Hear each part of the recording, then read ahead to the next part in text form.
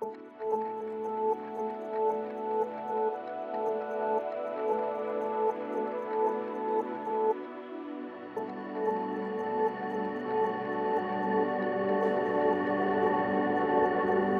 and welcome to another installment of Community Spotlight, where we highlight different organizations within our Hardin County community who are really giving back to our community and taking care of our residents. Today we're welcoming Lauren Bowles, who is here from A+ Family Healthcare. Lauren, thank you so much for joining us today. Good morning. Thanks for having me. Can you give us a little idea of what A+ Family Healthcare is? So A+ is a federally qualified health center. We, came into inception in Brownsville, Kentucky, which is a little southeast or southwest of Mammoth Cave. In 2019, we went through the application process to become a federally qualified health clinic. We started as a for-profit. When we were deemed federally qualified, we had about 120 days to open up our second site, which is in Sonora, Kentucky, and we did it in 120 days. We were fully fledged, open, ready for everything. So we're primary health care, we do behavioral health, all of that good stuff, mostly in Brownsville, but we are hoping to move more north as we go on. Awesome. And being friends, I remember whenever you were working on opening the Sonora site, how excited you were to be able to share this with Hardin County as well as out in Edmonson County, because Hardin County is your home. It is. Right? And so you grew up here and you know the people here, and especially you lived out near the Sonora area. I lived in Sonora, so you knew the great. people and you knew how much they needed something like this, right? Yes. So we actually, so rural community is our bread and butter. We are focused mainly on those rural areas and communities of underserved and underprivileged populations. Being a federally qualified health clinic, that is our goal, is to bring care to those with barriers of travel and money, or really any barriers that you can think of. Yeah.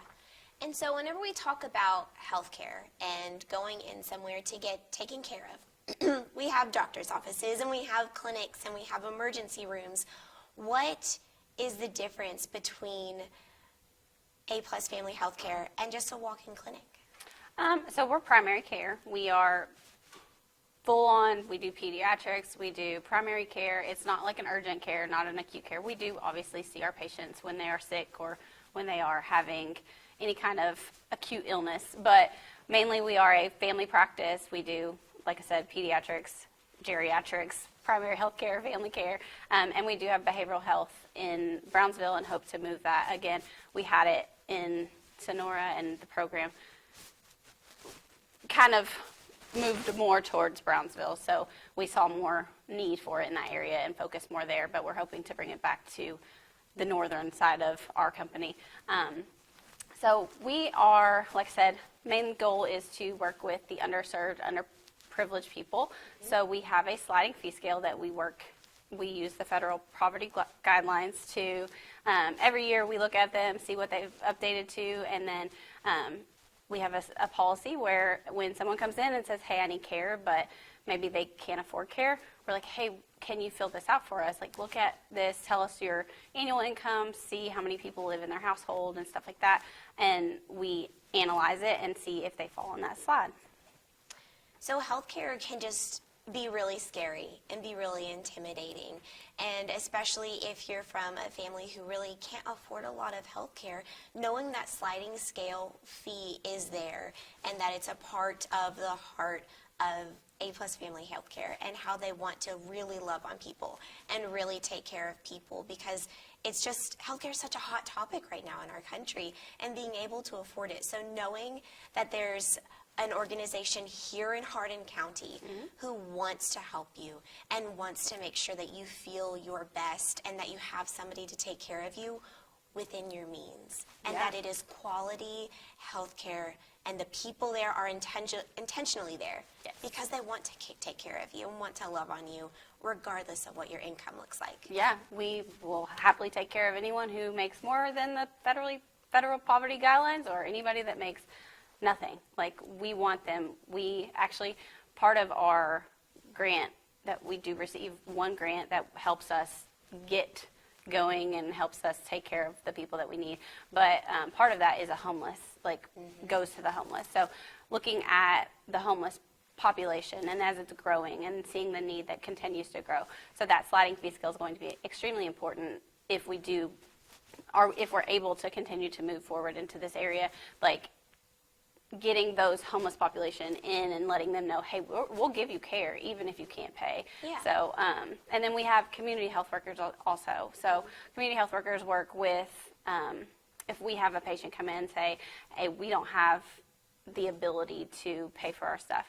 So if they fall on that scale and they don't have Medicaid, we're able to sign them up for Medicaid so that their coverage is there. Yeah. They can go to the doctor, any doctor, and get seen, and it's paid for. They don't have to worry about feeling shame or guilt for not being able to pay their bills. And then if they're having any kind of travel barriers or living barriers or food barriers, we work with other communities in this community, like other organizations in this community, to provide those things. So she can call and try to find living for these people and stuff like that. Oh, yeah. So. And that's so important in this community, too, because we don't always know where to go. If we think, I need housing, and I need food, and I need to know what school my kid can go to, it's hard to think about how to get to all those different places. So our community health workers really take on that responsibility to help you. So you can go to that one person, and they are going to find all of these answers for you, hand them right over, and say, we're here to help you. Like, it's not just your health, it's your mental health, it's your livelihood, it's just taking care of you as a human being, right? 100%. Healthcare, I feel like in our country, is hard right now, and just a lot of fear involved in it, and just especially surrounding money.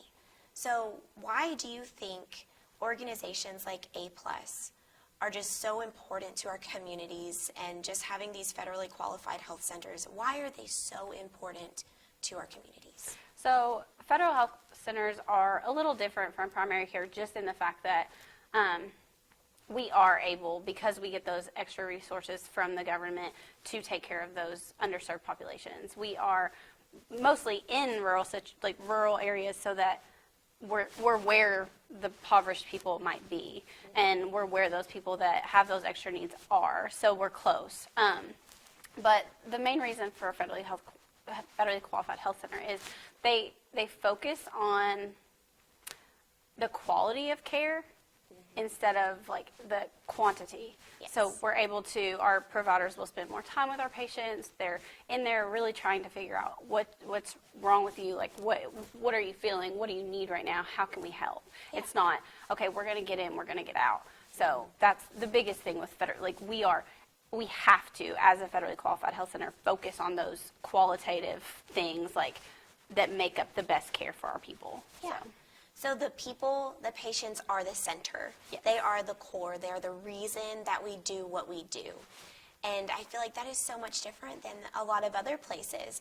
I think about times that I've taken my son to an emergency, well, not the emergency room, but a quick clinic because he's just not feeling good. It's after hours. I've got to get him in somewhere. And I do always feel like they're just trying to get us in and out, and numbers are more of a priority. And it's not to say that they weren't great at taking care of us or being patient with us, but sometimes that extra time is so important to see that you're being seen and you're being heard, and I want to help you. Sure, and it's not that, and not to say that those other facilities don't want that same thing. Yeah. It's just we have those extra resources that allow us to, Yes. where maybe they don't. So that's where we are able to spend those extra minutes and spend that extra time to make sure that our people feel heard, because that's the biggest thing for me is, I mean, me personally going in somewhere and like wanting to feel like they're listening, because I know I've been several places that I talk to the MA really quick, and then the doctor or nurse comes in and they're just like, okay, well, we're going to send you in this prescription. So it's just like, and then especially with our behavioral, honestly, getting to have those visits, and we're not counselors, but like them getting to the root of what's causing those feelings and emotions, and then also using our federally qualified position to have referrals, even for people with SLODs, to Yes. send them to counselors and take care of those payments for them, for those barriers of care. So that's what we do. So the sliding fee also takes care of those extra fees, even for services that we don't provide. Yeah. So like we don't do eye care, we don't do dental, but we do work with community partners to provide those services at the sliding fee patient assistance cost. Which is incredible. Like, you don't often see that with other types of clinics other than a specific organization like A+. Sure. And what I love is that it's not just the CHWs, the community health workers, who are listening and making sure that there's food and provision for these families, that time that those practitioners are taking to sit with them, and they're also listening, Yes. and they're also working to make sure that, hey, I know of this partner that can help you here too. And they're all trained from the front staff all the way to, honestly, to us in the executive levels. Like, we're all trained to listen for those barriers. To, like, if the front people didn't catch it, well, we're going to hope that our MAs do. Like, finding those people, like, we want the people to be comfortable, like, expressing whatever concerns that they have. So, of course, we want to form those relationships that get them comfortable and get them talking, so that we can help them. Because there is shame and there is guilt and there is lots of feelings that you can have with not being able to afford care, or not being able to afford food, or not being able to get there because you don't have a car. Whatever it is, like, of course those feelings are real, but we want to be a place that you have those feelings and you can feel comfortable sharing them so that we can help you. Yeah. You mentioned earlier that there are community partnerships that we have, especially in Brownsville, and that we're really working to create up here in Hardin County too. What do some of those community partnerships look like that we already have? And maybe can you share with Hardin County what types of partnerships we're wanting to make so that they can reach out to us? So we have partnerships with diagnostic centers that have indigent programs that allow us to give these labs and get these people the proper labs that they need Yeah. to be diagnosed without having to pay, because if you've ever received a lab bill, they are crazy. Astronomical.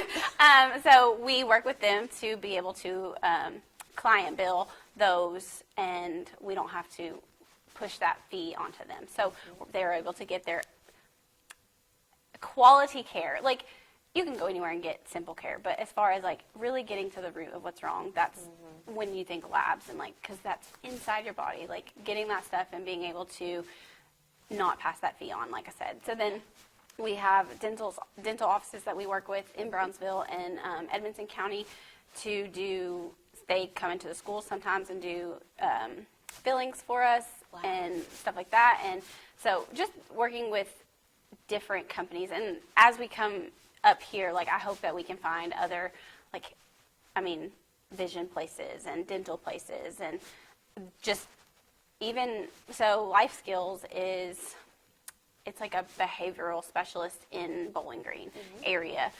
So we do work with them. They're more a little deeper level of behavioral health that we can't necessarily provide. They also do substance abuse and stuff like that. So as something else that we would hope that we could work with, the recovery or substance help around here also. So. Yeah. And I know that we are working on fostering a lot of those relationships up here because we want to see that same output that we're seeing in Brownsville of the connections of taking care of people. We want to do that up here. So we talked a lot about everything that is encompassing in A+ Family Healthcare. And I'm sure at this point we're going to have a lot of patients who see this who are wanting to come to us. Can you tell Hardin County residents where they can find A+ Family Healthcare and how to even set up an appointment? Sure. A+ is located in Sonora, so about 20 minutes south of Elizabethtown, straight down 31W, before you get to the cross lights. We are right next to a pharmacy, so super easy to, if you want to do one-stop shop, just go right next door, get your medicine. And we are available by phone. You can call, talk to one of the receptionists.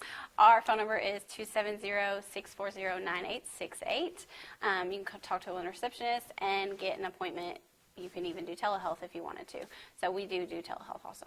So for community organizations up here in Hardin County, can they reach out to us if they're wanting to foster relationships? Sure. I would reach out to our Brownsville location. That number is 270-975-4050, and you can ask to speak to Patrick Merritt. He is our CEO. You can ask to speak to me personally. I am the CFO, and I'm Lauren Bowles. And then you can also ask to speak to Dana Wilson. She is our COO. So any of us can get them connected to that. And then you are our marketing director. So, I mean, do you want to share how they could get in touch with some opportunities for that? Exactly. So something that I have been working on recently up here in Hardin County is fostering new relationships, not just on the medical side, but also to find connections up here. One of which being CASA. We're trying to connect with CASA so that our community health worker can speak to those volunteers and tell them what we offer and how they can help. And same with other organizations here in town. So if you are looking to want to connect with a local healthcare community who is really wanting to give back to patients and take care of patients and has that sliding scale to combat any type of financial stoppage, please reach out to us. You're welcome to email me, and that email will be below, and we're happy to help you and welcome you into our community. Lauren, thank you so much for coming and talking with us today on HCEC-TV so that all of Hardin County can hear what A+ Family Healthcare is doing in our community and how we want to grow and really take care of the communities here. Well, again, thank you for having me, and I'm excited to hopefully move more towards this area and continue to provide services for our community. Us too. Well, thank you all so much for joining us today on our Community Spotlight here with A+ Family Healthcare. We hope you have a wonderful day.